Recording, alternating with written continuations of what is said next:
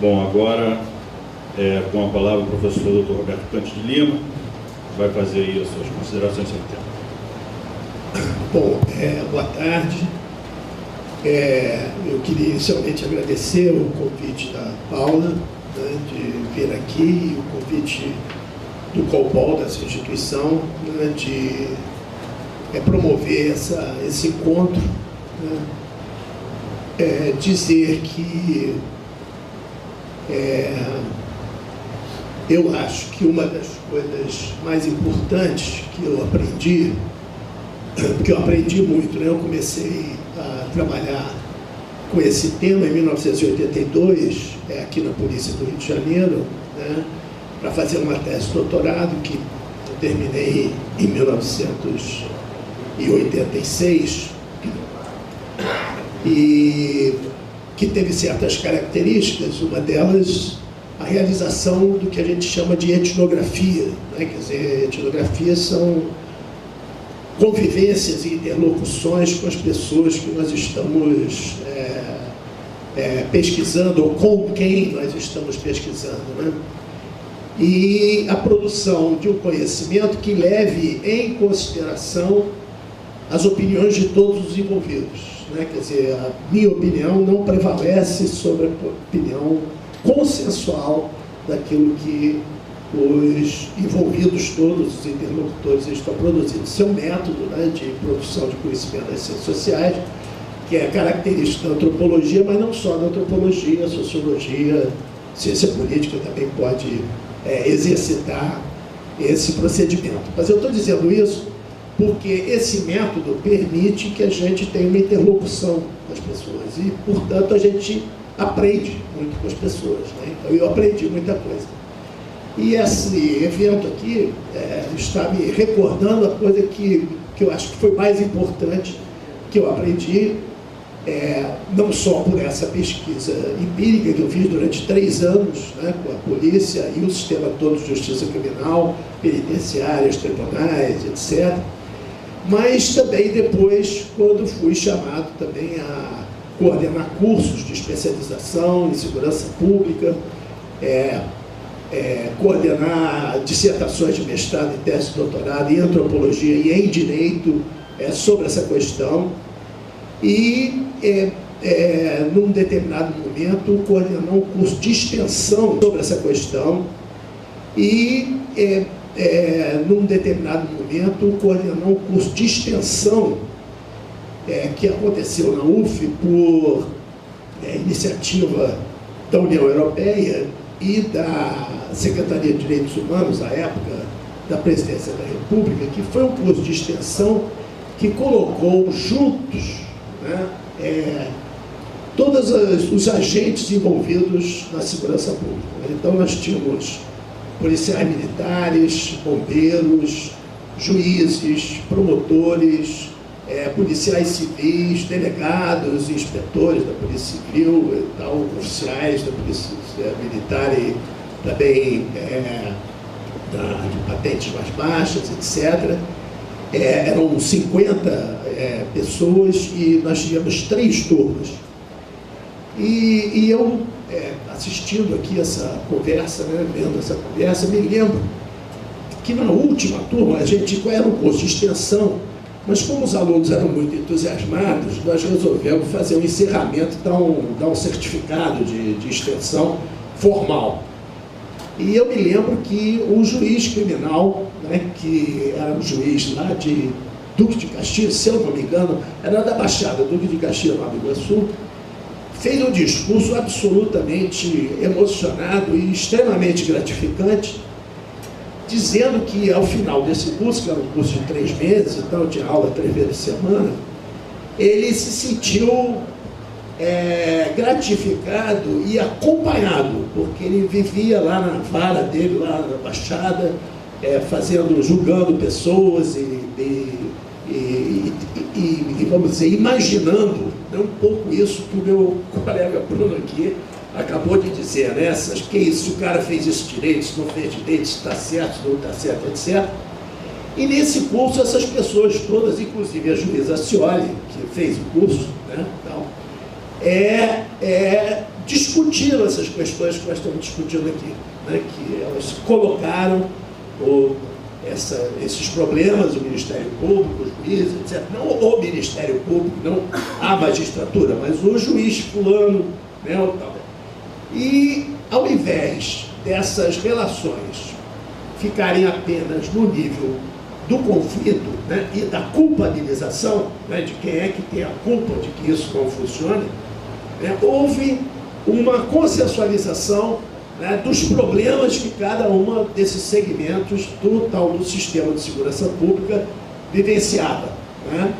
E essa vivência foi uma vivência institucional, quer dizer, ela não foi pessoalizada, não foi personalizada, porque todo mundo sabe que promotores são amigos de delegados, que são amigos de juízes, que são amigos de não sei o quê, pessoalmente, particularizadamente. Mas ali era um ambiente institucional, acadêmico, né, onde havia um professor que, vamos dizer, coordenava os trabalhos e os alunos participavam. Então foi uma experiência importantíssima que, infelizmente, não foi para frente, quer dizer, não houve mais cursos relativos a isso. Foi um sucesso o curso, nós levamos uns 2 anos depois do curso, as pessoas ligando lá para o UNIFEC para perguntar se ia ter outro curso, etc, etc.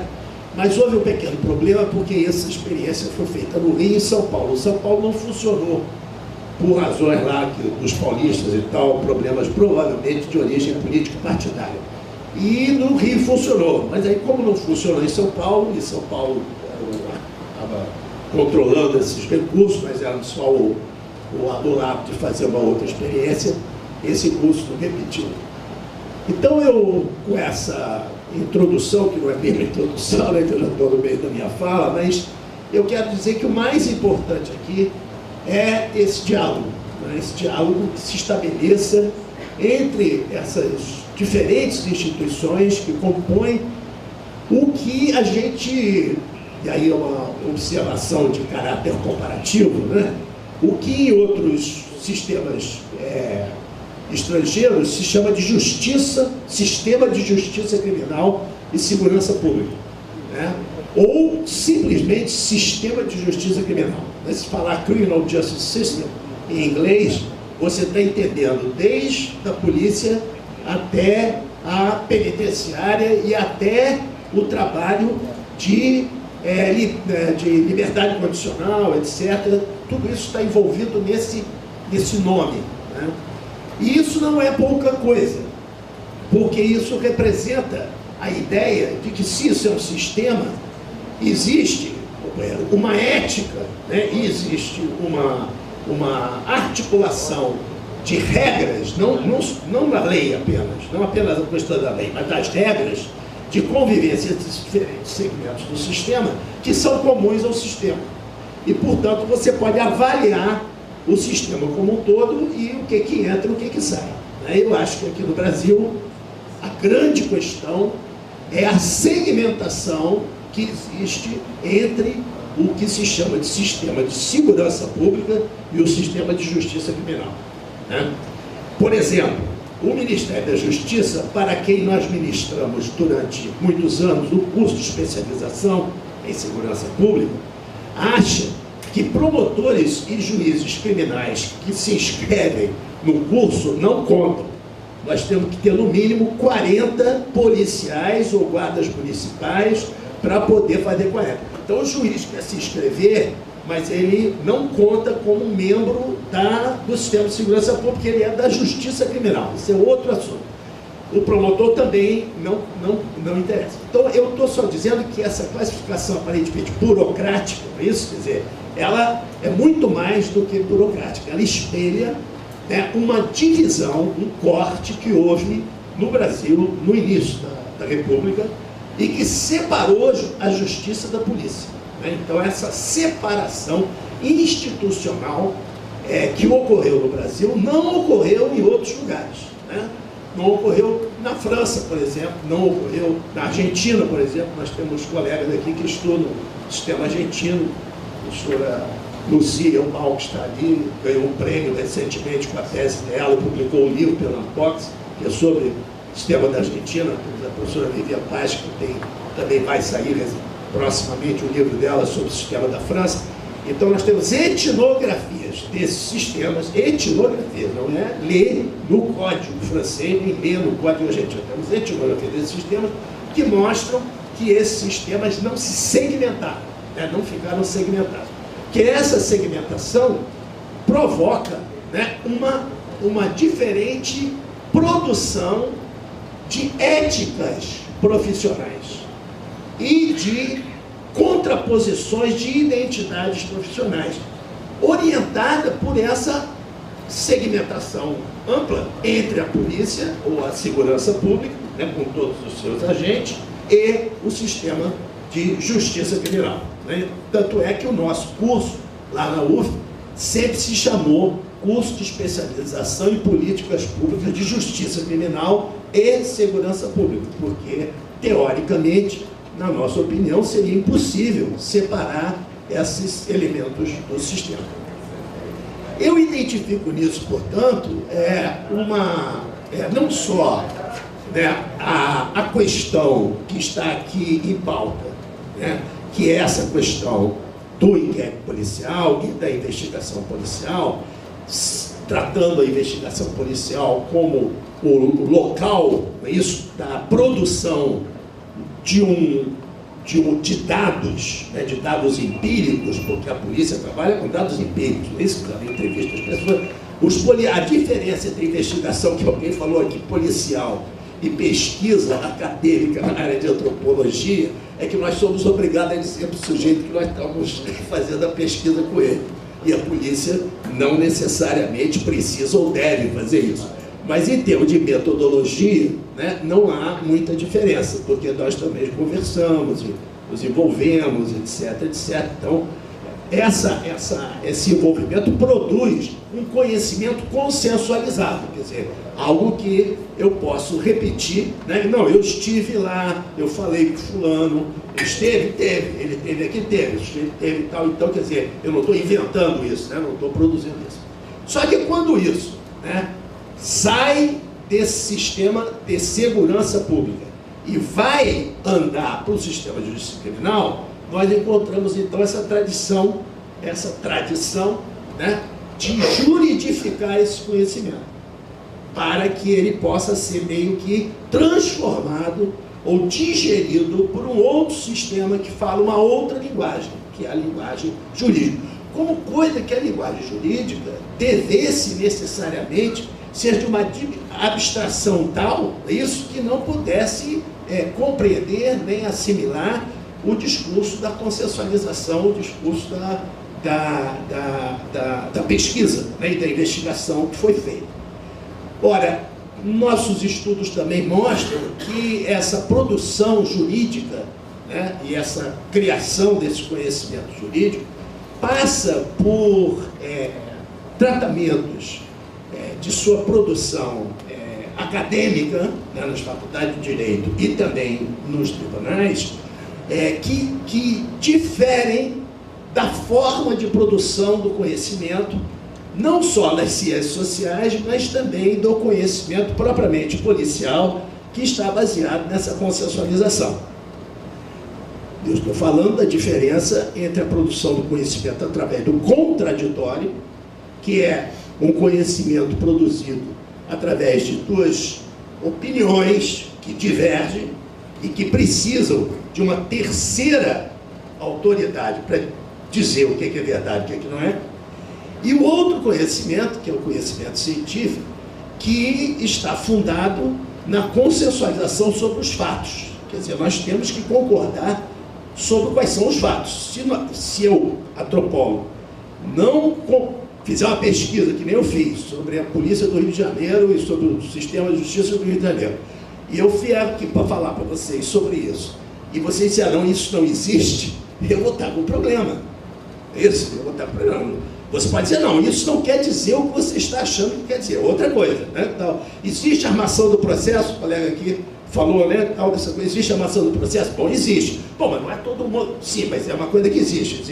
Então, essa categoria existe. Bom, então eu não estou falando nada aqui da minha cabeça, eu ouvi essa categoria, perguntei o que ela significa, e vocês me disseram e estou lidando com isso.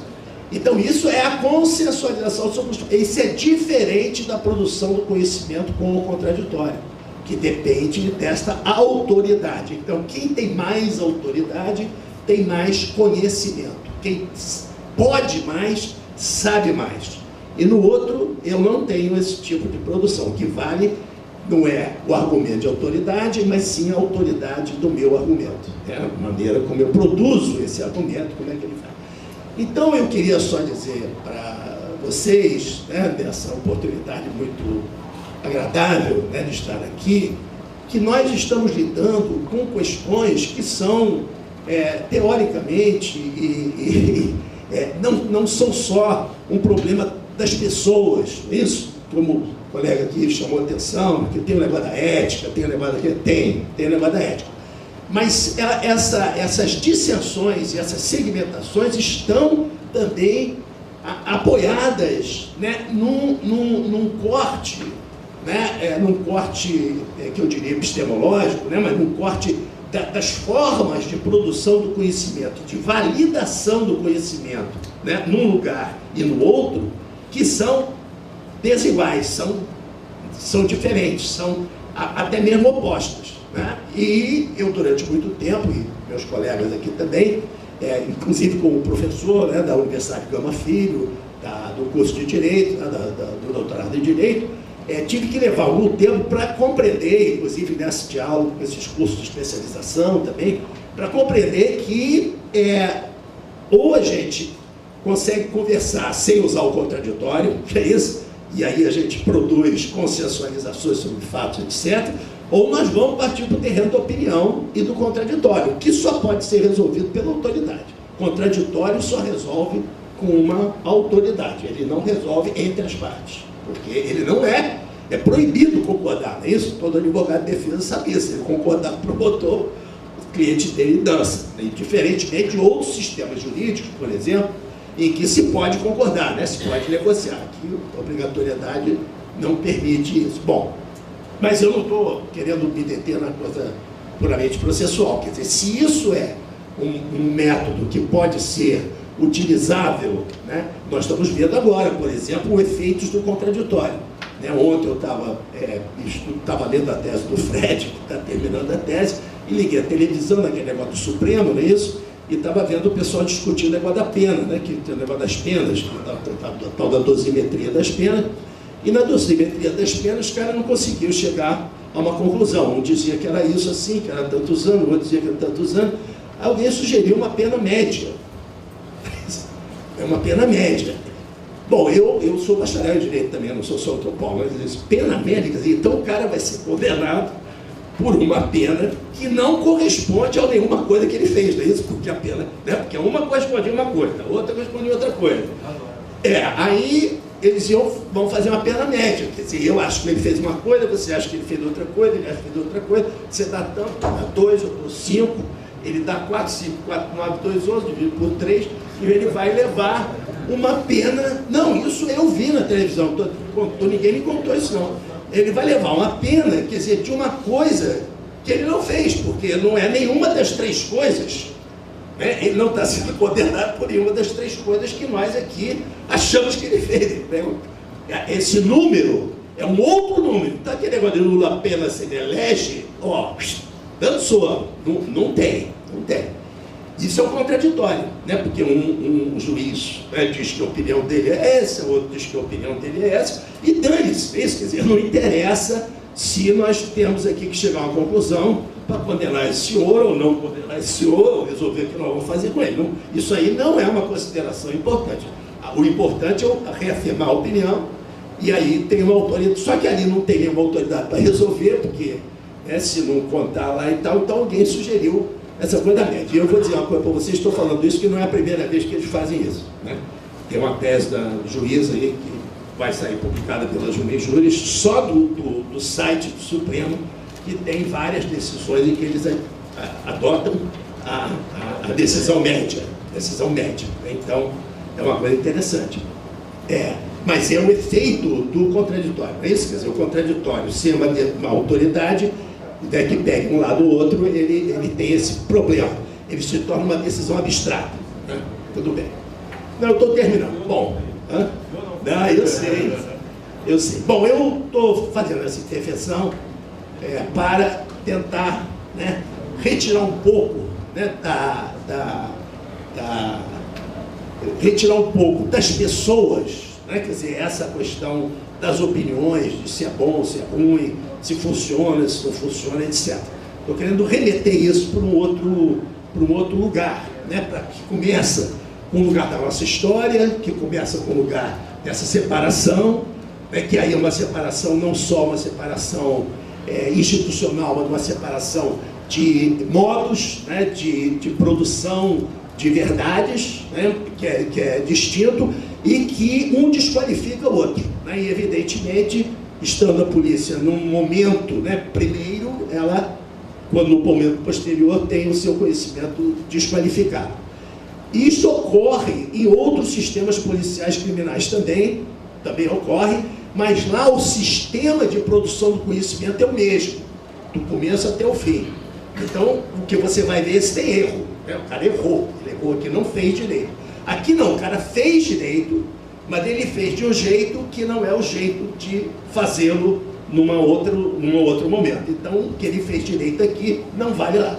É um pouco também quando a gente está falando de ciências sociais, de pesquisa, etc., e as pessoas do direito, às vezes, querem tratar isso como uma opinião. É muito comum.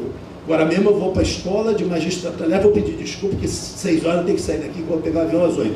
Para a escola de magistratura do Amazonas. Eu quero saber o que eles querem comigo. Eles, quer dizer, pediram para a palestra lá, vou para Manaus, e é capaz de eu encontrar um contraditório lá, não é isso? Quer dizer, o contraditório vai pegar o meu pé e dizer, olha, você escapou num lugar, mas não escapa no outro.